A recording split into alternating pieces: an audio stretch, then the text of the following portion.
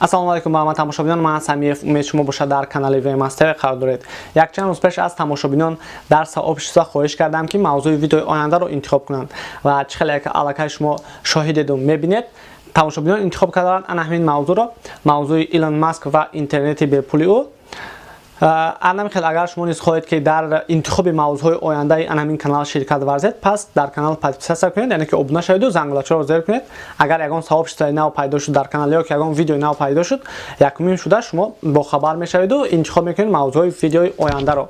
Аллакай мавзӯи видеои оянда низ маълум аст, зеро дар опросе ки ман дар ҳамон сообщество гузоштам, дар якум ҷой меистод Илон Маск ва интернети бепулаш, дар дуюм ҷо дар як сония дар ҷаҳон чӣ ҳодисаҳо рух медиҳад. Видеои ояндаро интизор шавед бо номи дар як сония чӣ рух медиҳад дар тамоми ҷаҳон. Видеои шавқовар хоҳад буд. Дар ин видео бошад дар саршавиаш гап мезанем каме дар бораи худи Илон Маск. Илон Маск кист аз куҷост? Баъдан гап мезанем дар бораи интернети бепулаш. Дар қисми охири видео бошад дар бораи нақшаи тасарруфи сайёраи Марс, яъне ки дар Марс шаҳр сохтан. Дар бораи ҳамин мавзӯъ видео имруза мешавад. Видеоро то охир тамошо кунед, боварӣ дорам ки ба шумо писанд меояд. Илон Маск соҳибкор, инженер, сармоягузор ва миллиардеру асосгузори компанияи PayPal, асосгузор, муҳандиси асосӣ ва генерални директори ширкати SpaceX. Инчунин яке аз шахсиятҳои асосии илҳомбахш барои ширкати Tesla 28 июни соли 1971 дар Африкаи Ҷанубӣ таваллуд шудааст.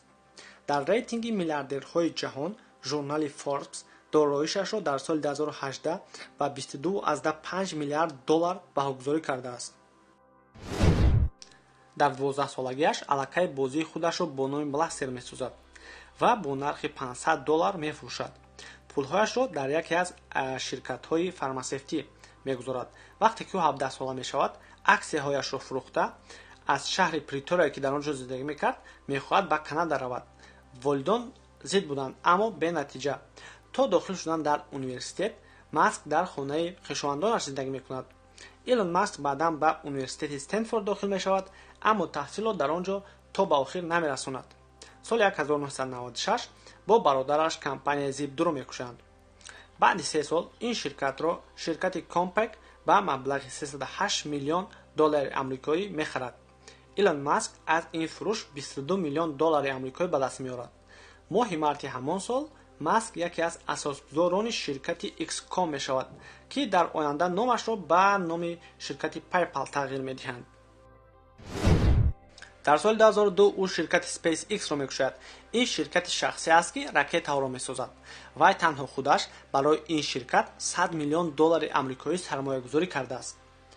Маск дар назди худ нақшаи то 10 маротиба кам кардани арзиши парвозҳои кайҳониро гузошт ва баъд аз 6 сол дар соли 2008 ба мақсадаш расид.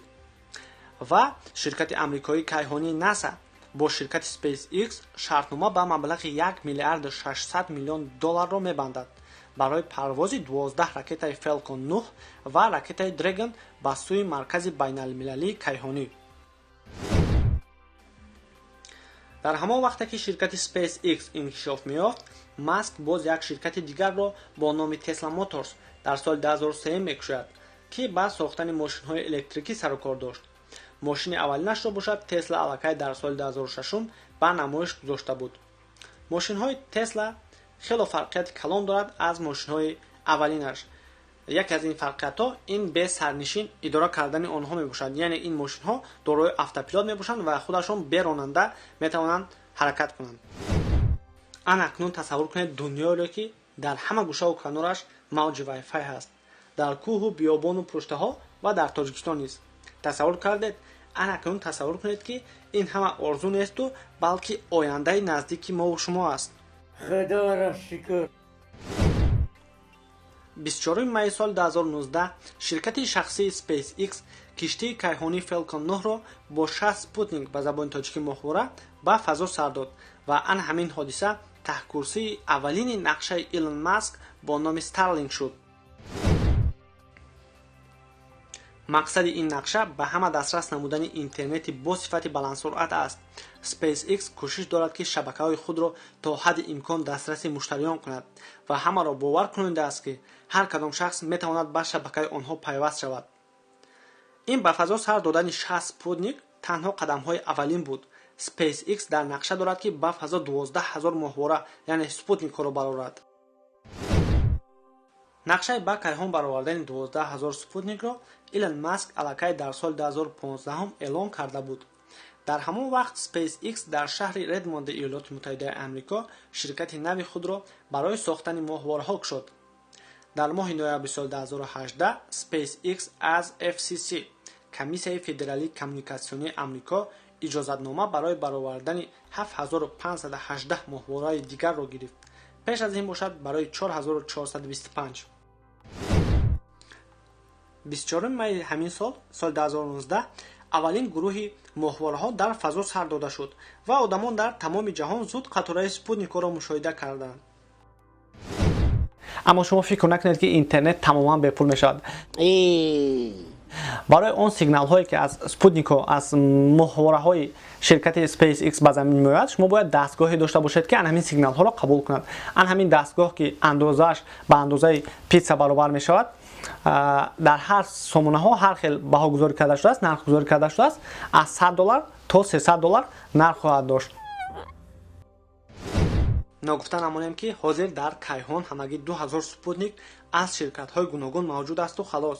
ایلون ماسک باشد میخواهد 12000 سپوتنیک را به فضا برآورد. برای با هم برخورد نخوردنشان سپوتنیک های سپیس ایکس در موقع پایانتر قرار خواهند داشت. یکی از دیگر نقشه های جدید ایلون ماسک این تصرف سیاره مارس است. ایلون ماسک میخواهد مارس را مستملکه خود کند. مقصدش در مارس ساختن شهر اتونومی است و نرخ چنین شهر از 100 میلیارد دلار آمریکایی تا به 10 تریلیون دلار آمریکایی میرسد. برای چی این کارو کردنی است؟ ماسک میگوید که انسانیت در حال نصف‌شوی است و در حالت رخ دادن جنگ سوم جهان میتواند که عموما از بین رود یا اینکه از طرف اینتلکت صنعی به زبان روسی اسکوسترنی اینتلکت نابود کرده می شود.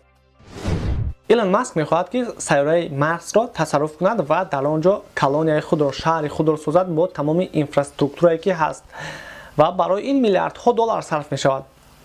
اما اگر سیاره خودمان را گیریم، سیاره زمین را در عصر 21 تا حال در دولت‌های آفریقا هستند ساکنانی که به آب آشامیدنی تنقیصی دارند، به آنها آب آشامیدنی نمیرسد و باز حتی پرابلم‌های دیگری هست که برای حل کردن اینها پول زیاد در کار است. اما به جای آنکه این پرابلم‌ها را حل کنیم ما به مارس میپریم. چی بوم شده دل نمیکشه که همس قدم بزنی. در این باره چی فکر داشتنتان رو در کامنتاری حتما نویسید. در اینجا باشد ویدیو امروز رو به انجام میرسانیم. طول این چند مدت با شما بودم من سمی افمد و هم بالای کار در پنل خیر. بس. پای پیسه کانال ایتون نبرین. انا کوزو تمام.